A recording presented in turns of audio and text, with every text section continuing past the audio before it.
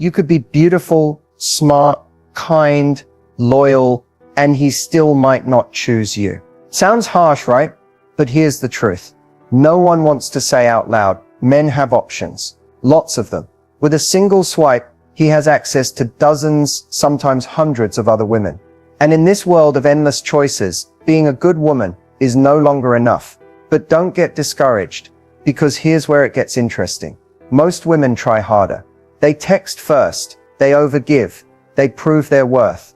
But what if I told you that the moment you try to prove yourself, you've already lost your power? In this video, I'm going to flip the script. I'm going to show you one move, just one, that will shift his focus entirely onto you. A move so subtle, yet powerful, that it quietly tells his brain, she's not like the rest, and I might lose her. And that fear, the fear of losing you, that's what makes a man choose.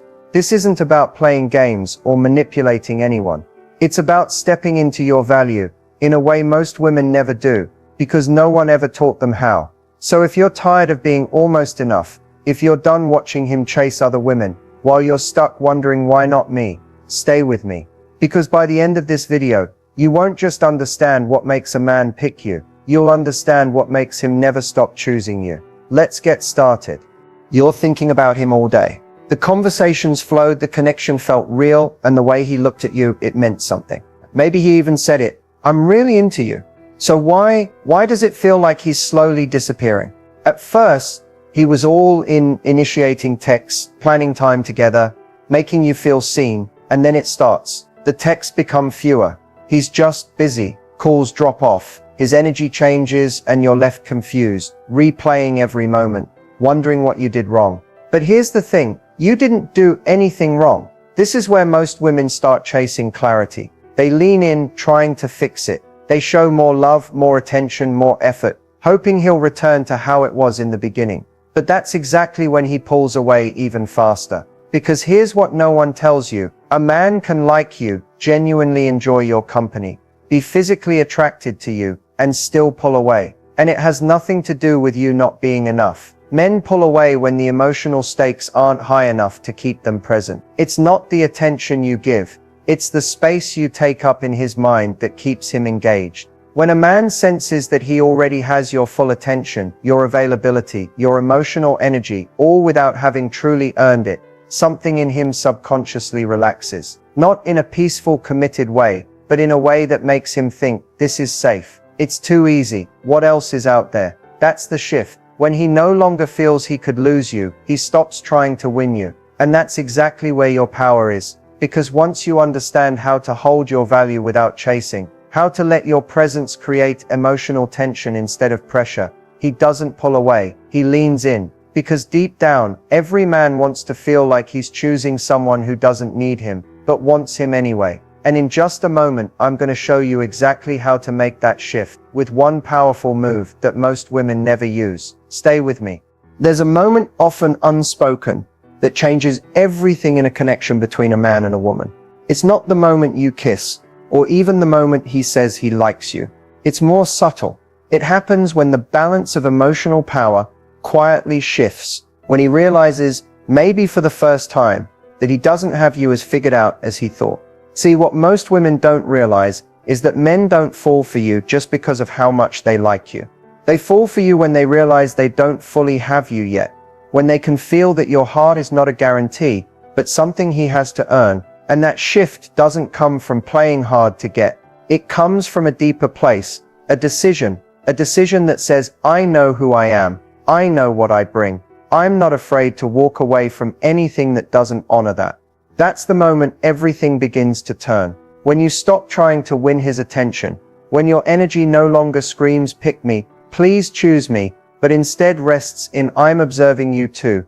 His emotional dynamic with you changes. He leans in, not because you pulled back to manipulate, but because your energy stopped chasing and started attracting. Men aren't wired to crave what's already theirs. They're drawn toward uncertainty with possibility. When he's unsure but intrigued, when he can sense your interest but not possess your heart completely, that's when he begins to value what he's afraid to lose. And the irony is, the more you choose yourself, the more he wants to choose you. Because real feminine power doesn't beg. It doesn't convince. It doesn't over-explain, over-give, or overstay in places where she feels unseen. It simply exists with such quiet strength that a man either rises to meet her or watches her walk away. It's not a performance. It's not pretending to be detached. It's you, knowing in your bones that your presence is rare, that your love is not something to be won through games, but offered to those who can truly see it. And when that energy shifts,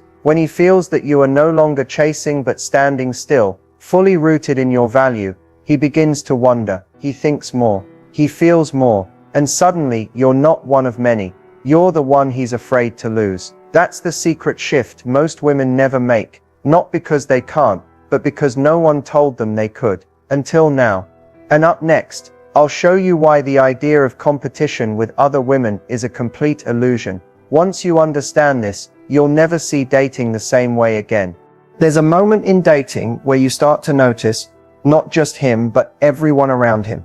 The women who comment on his posts, the ones he seems to glance at when you're out, the ex he's still friends with. You might not say it out loud, but inside there's this quiet voice asking, how do I stand out? How do I compete with all of this?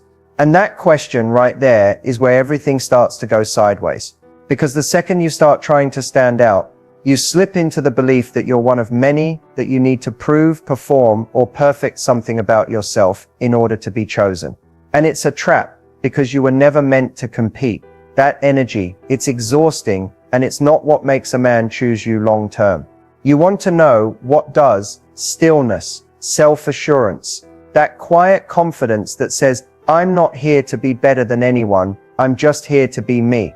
And whether you recognize the value in that is your decision, not my insecurity. The women who constantly try to one-up, outshine, or compare, they're chasing an illusion.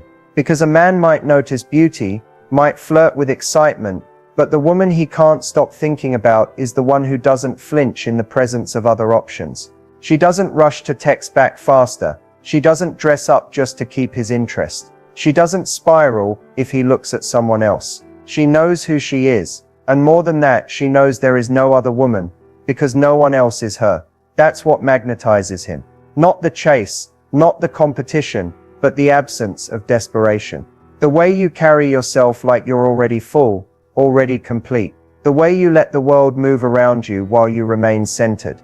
And here's where it gets even more powerful. When you stop trying to compete, you stop attracting situations that require it.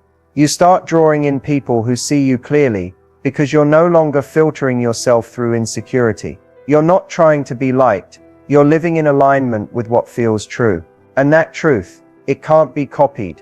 It can't be rivaled. It stands on its own. When you stop running someone else's race, you create your own lane, and suddenly no one else is even in it. So the next time you catch yourself comparing, pause, breathe. Remind yourself that no one can offer what you offer when you're fully rooted in your authenticity. Not louder, not prettier, not more confident, just real. And that kind of woman, she doesn't compete because she already knows she's the prize. There's a moment after every date that matters more than any part of the night itself. It's the moment he's alone, driving home, lying in bed, phone in hand, screen dark, and in that silence, his mind either replays the way you made him feel, or it starts to forget. Most women focus so much on making a date good, on being funny, sweet, interesting, attractive, that they forget what really lingers. It's not the jokes you told. It's not your outfit. It's not even whether the conversation was perfect. It's the feeling you left him with, the emotional imprint. And more often than not, that imprint comes from your words, but not the ones you think. It's the little sentence that slipped out with confidence, like, I'm not for everyone, and I'm okay with that. Or the way you casually said, I'm not afraid to start over if something doesn't feel aligned.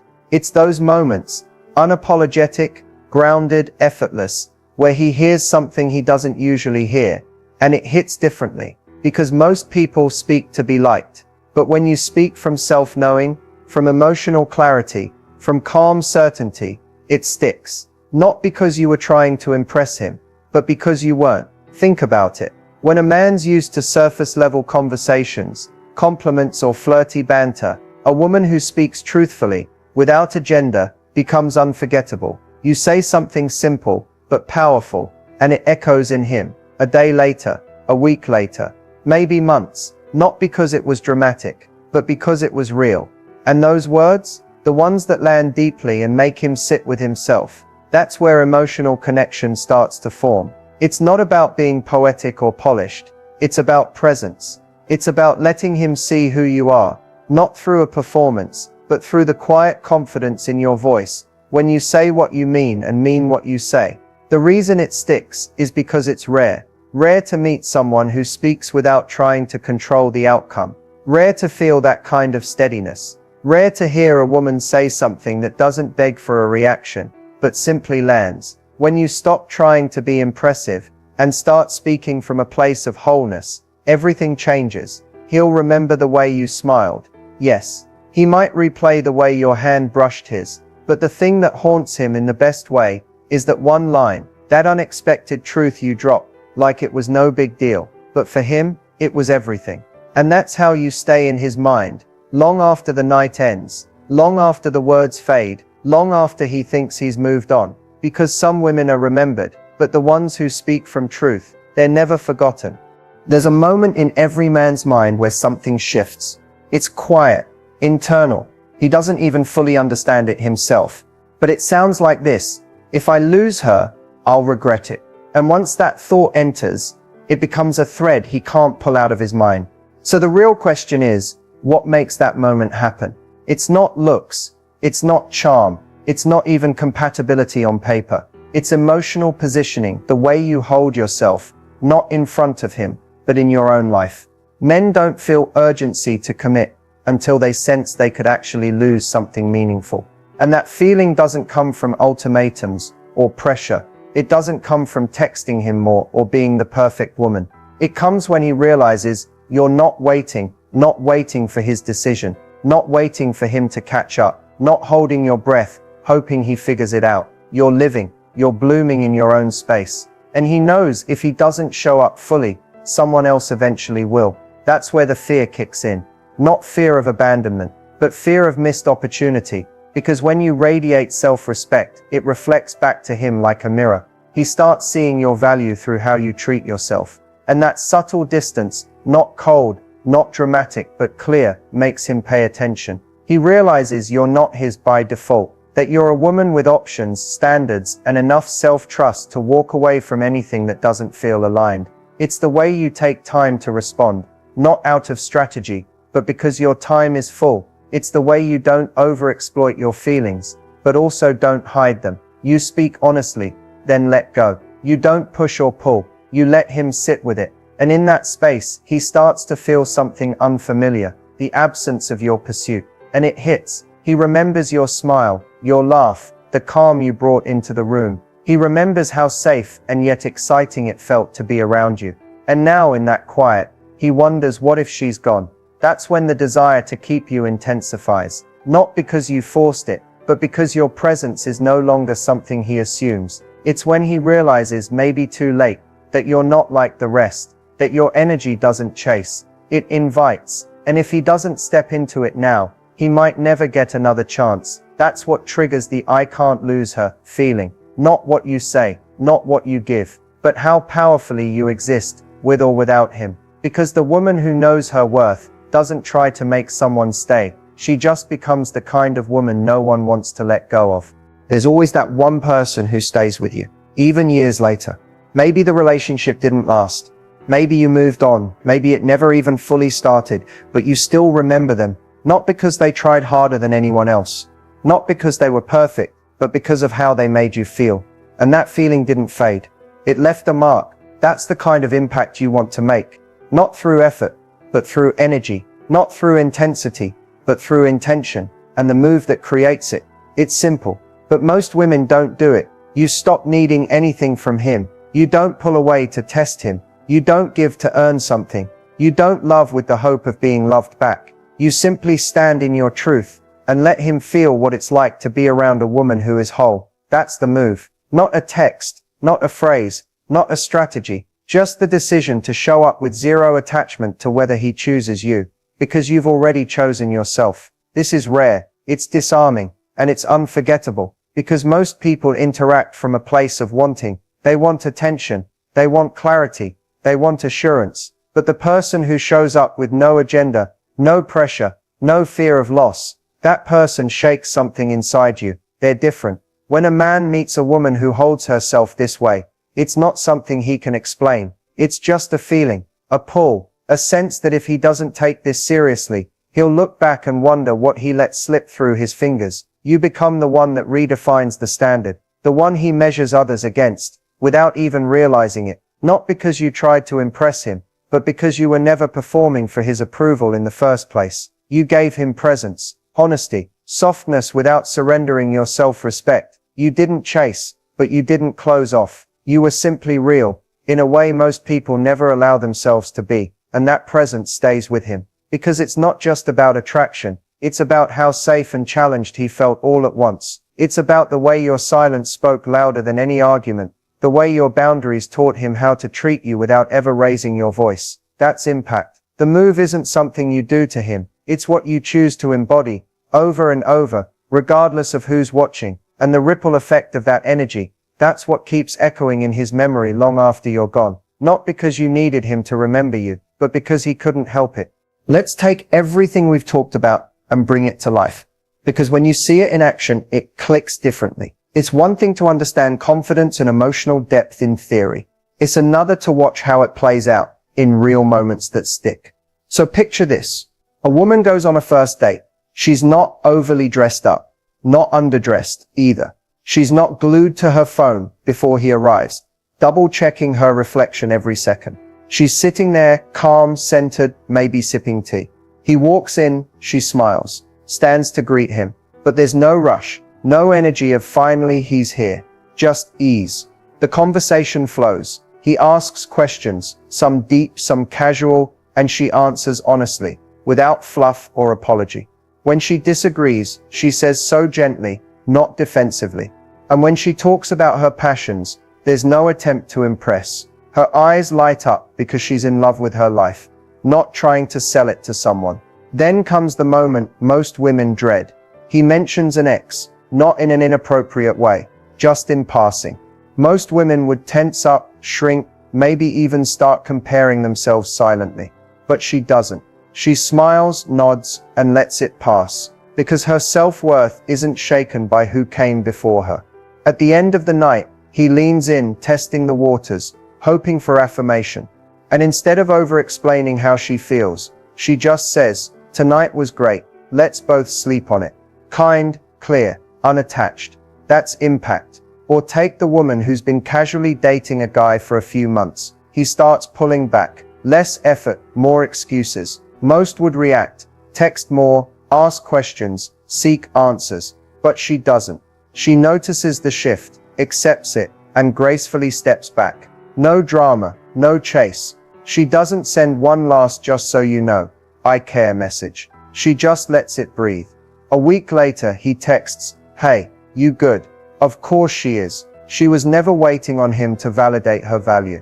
And that silence, it said everything. Not because she played it cool, but because she actually was. These moments don't require a script. They require self-trust. They require you to know the difference between someone liking your presence and someone earning access to your energy. That's what this looks like in real life. It's in the pauses, the grace, the restraint, the moments where most people reach, but you stay still. And in that stillness, something powerful happens. People start to feel your presence even when you're not in the room. Your absence speaks. Your boundaries echo. This is how it works in action. Not louder, not bigger, just deeper.